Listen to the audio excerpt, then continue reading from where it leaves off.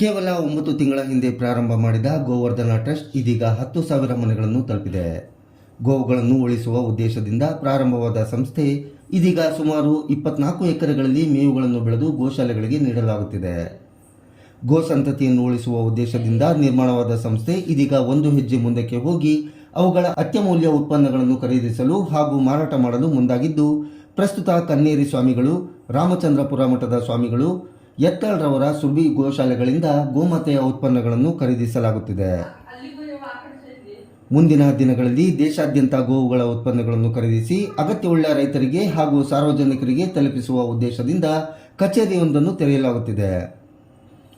ಗೋವರ್ಧನ ಕಚೇರಿ ಮತ್ತು ಗೋ ಉತ್ಪಾದನಾ ಕೇಂದ್ರದ ಉದ್ಘಾಟನೆಯನ್ನು ಇದೇ ಜೂನ್ 22ರ ಸೋಮವಾರದಂದು ನಾದಮಯಾನಂದ ಸ್ವಾಮಿಗಳು ಉದ್ಘಾಟಿಸಲಿದ್ದಾರೆ ಎಂದು ಟ್ರಸ್ಟ್ ಮುಖಂಡರಾದ ಕೆ. ಕಾಂತೇಶ್ ತಿಳಿಸಿದರು.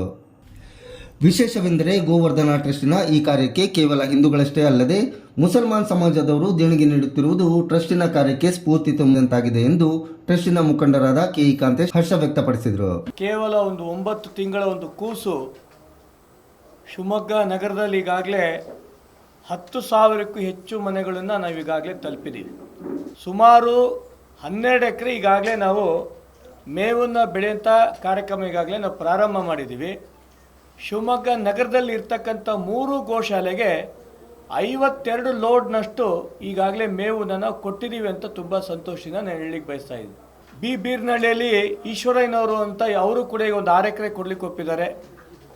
ಶರಣ್ಯ ನಮ್ಮ ಮಂಜುನಾಥ್ ಅವರ ಸಂಸ್ಥೆಯಲ್ಲಿ ಗಾಡ್ನೂರ್ ಹತ್ರ ಅವರು ಕೂಡ ಒಂದು 2 ಎಕರೆ ಕೊಡ್ತೀನಿ ಅಂತ ಒಪ್ಪಿದ್ದಾರೆ. ಮಹೇಶ್ ಅಂತ ಜೈನ ಸಮಾಜದ ಪ್ರಮುಖರು ಕಾಚಿನಕಟ್ಟೆಯಲ್ಲಿ ಅವರು ಕೂಡ ಒಂದು 2 ಎಕರೆ ಕೊಡಲಿಕ್ಕೆ ಒಪ್ಪಿದ್ದಾರೆ. ಇದಿಷ್ಟು ಸೇರಿಸಿದ್ರೆ 22 ಎಕರೆಯಲ್ಲಿ ನಾವೀಗಾಗಲೇ ಮೇವಿನ ಬೆಳೆಯಂಥ ಒಂದು ಕಾರ್ಯದಲ್ಲಿ ಈಗಾಗಲೇ ಪ್ರವೃತ್ತರಾಗಿದ್ದೀವಿ. ಕನ್ನೇರಿ ಸ್ವಾಮಿಗಳು, ರಾಮಚಂದ್ರಪುರ ಸ್ವಾಮಿಗಳು ಮತ್ತು ಯತ್ನಾಳ್ ಅವ್ರದ್ದು ಶಿವಮೊಗ್ಗದ ಸುರ್ಬಿ ಗೋಶಾಲೆ, ಈ 4 ಕೇಂದ್ರಗಳಿಂದ ಈಗ ಪ್ರಾರಂಭಕ್ಕೆ ನಾವು ಗೋವಿನ ಉತ್ಪನ್ನಗಳನ್ನು ನಾವು ತೊಗೊಳ್ತೀವಿ.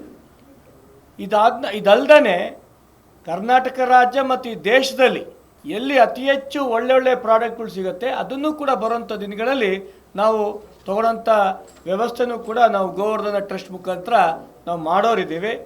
ಇದ್ರ ಜೊತೆಗೆ ಇದು ಎಲ್ಲದಕ್ಕೂ ಕೂಡ ಒಂದು ಕಚೇರಿ ಬೇಕು ಅಂತ ನಮ್ಮೆಲ್ಲ ಸದಸ್ಯರು ಕೇಳಿದಾಗ ಇದರ ಉದ್ಘಾಟನೆಯನ್ನು ನಮ್ಮೆಲ್ಲರೂ ಕೂಡ ದೈವಿ ಸ್ವರೂಪರಾದಂಥ ಪರಮ ಪೂಜ್ಯ ಶ್ರೀ ನಾದಮಯಾನಂದ ಸ್ವಾಮೀಜಿಗಳು ನಾಡಿದ್ದು ಸೋಮವಾರ ಬೆಳಗ್ಗೆ 9:00ವರೆಗೆ ಇದರ ಉದ್ಘಾಟನೆಗೆ ಅವರು ದಿವ್ಯ ಸಾನ್ನಿಧ್ಯ ವಹಿಸ್ತಾ ಇದ್ದಾರೆ.